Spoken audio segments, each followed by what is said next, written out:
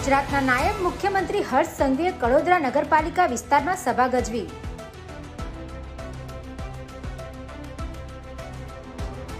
હર્ષ સંઘવીએ આપ અને કોંગ્રેસ પર કર્યા આકરા પ્રહાર.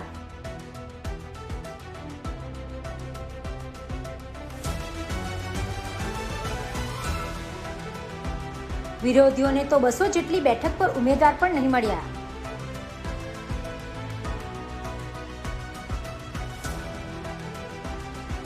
આ ચૂંટણીમાં કાં તો કોંગ્રેસ આપ અને અપક્ષે ઉમેદવારી ફોર્મ પરત ખેંચતા જિલ્લાના ચારેય ખૂણામાંથી કોંગ્રેસનો સફાયો કરી દીધો.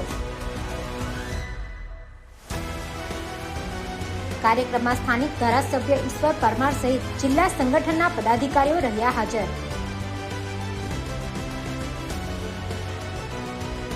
સભામાં ઉમેદવાર સહિત હજારો કાર્યકર્તા રહ્યા હાજર.